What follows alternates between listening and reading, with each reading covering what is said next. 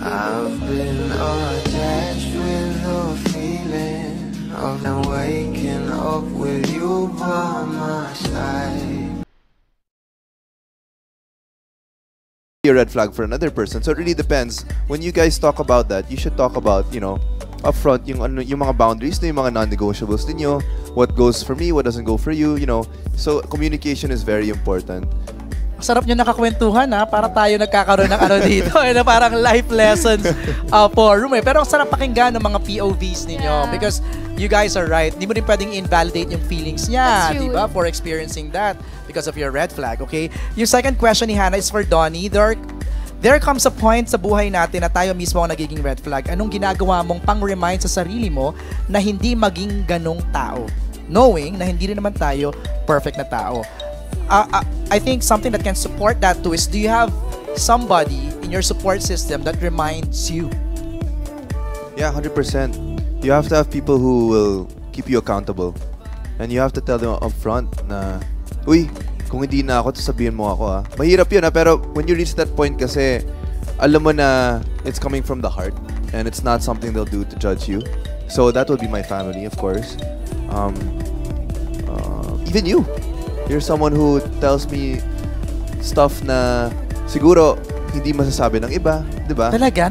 Sinasabihan mo siya? I would say so. Same naman kami. Like, we really do communicate. Yeah. And I think you just have to be open to listening to people, and especially those who never left your side, kilala nila kung sino ka. So, very important na yung mga voices na pinapakinggan mo, yun yung mga taong kilala ka talaga. Kasi sila ang makakasabi ng mga bagay na hindi mo maririnig sa iba.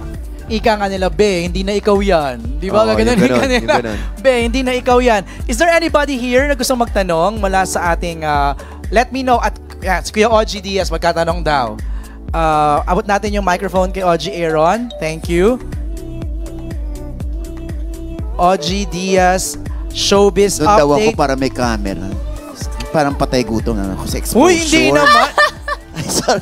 Alam mo naman ang exposure mo. Pasabog din naman. Ay, may ganyan. Ano, Kuya Og, hello. Good afternoon. Hi. Ayan. Actually, nanonood ako nitong as a view. Thank you po. Maraming salamat. Pero syempre hindi ko pa natatapos no, dahil mga 20 minutes, 21, 22. Ganun lang siya, di ba? Pero kahit maiksi yun, medyo lagi nabibitin. So ang tendency talaga, panoorin mo ng dire-diretso. Okay, so meron lang ako napansin dito kasi sa X app, laging inililink si Donnie kay sa pinsan niya. Pinsan mo ba si ano dito? Si Jameson Blake. Parang may mga ano daw, may mga himig daw. Oo, parang yun. Syempre, alam mo sa X app, 'di ba? Puro bakla yun nandoon. So, wala lang. Parang kinikilig din sila. Ano masasabi mo doon? Isang scene lang ba yon? Hindi, basta merong ganun eh.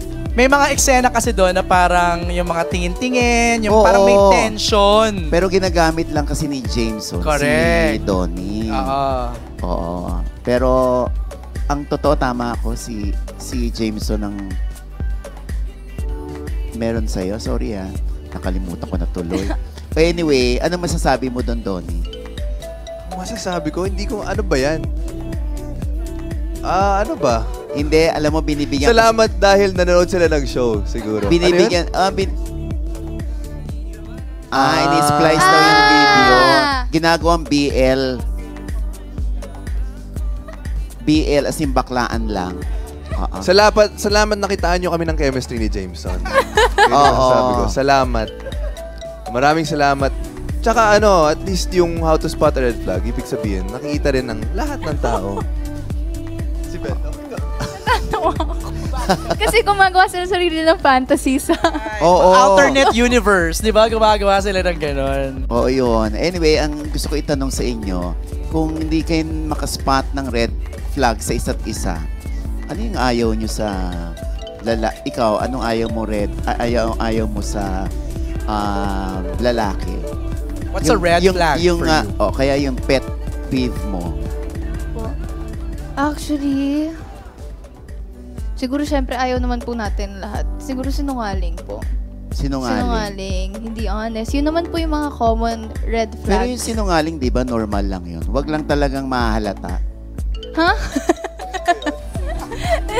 And, feeling ko for me, for me po, red flag ko po is, ayaw kong red flag is, hindi siya marunong magsabi ng totoo, pati pag nagsisinungaling Pag siya. napansin mo. Pag napansin ko, Pero pag napaniwala ka, Mahirap Okay. din ako yun. yung red flag nun, kung ako yung nabudol niya. Yes, so Oo. nabudol na naman si Cha. So yun po, siguro, pag ganon, pag di natin napansin na nagsisinungaling nga yung tao, nasa sa atin na yun. oo. Yung Yes. mga katsipang lang, yung mabababaw lang, like ayaw mo nagngangat-ngat ng nagni-nail bite, yung mga ganon. Kami pong dalawa, actually, ayaw namin pag iniiwanan nakabukas yung pinto. Oh, Ako bakit? pet peeve ko yun. Gusto ko lagi sinasara. Ah. Yeah, ayun. Baka mabigyan ng mali siya pag sinasara lagi. Ay, hindi po. Hindi naman. Ha? Grabe Hindi ka po, hindi naman! po. Hindi, di ba yung sinasabi nila, ay baka lumabas yung aircon. Ah. Yung lamig. Yung lamig, hindi yung aircon, yung lamig. Kaya lagi ko sinasara. Ay, sabi mo kasi kababawan na So, Yung binigyan ka niya yan. ng Oo, ano. oo. ng ganon. Ano pa yung naisip mo na parang ayaw mo nakikita sa lalaki na ginagawa niya?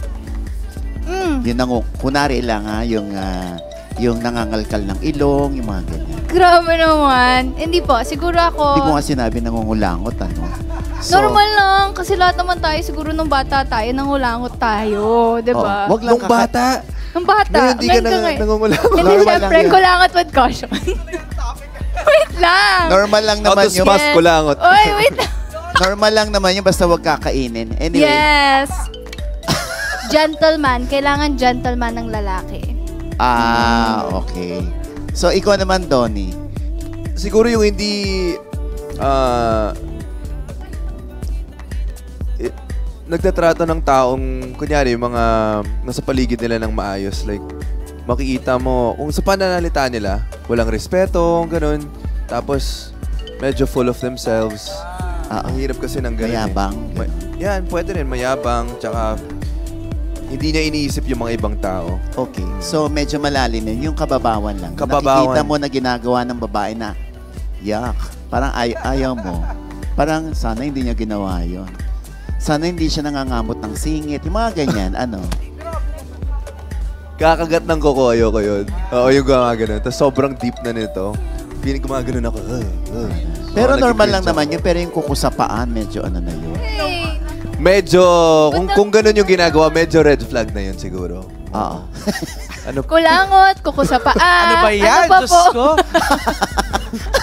Alright. Okay ka na kayo, Odge? Oo, okay na. Maraming salamat. Pero, oo. Hindi, syempre, gusto ko lang i-congratulate kayo dahil maganda yung inyong show. Salamat po. Thank you Oo. po. Thank you. Thank Maraming you, salamat Kuya po. Audrey Diaz.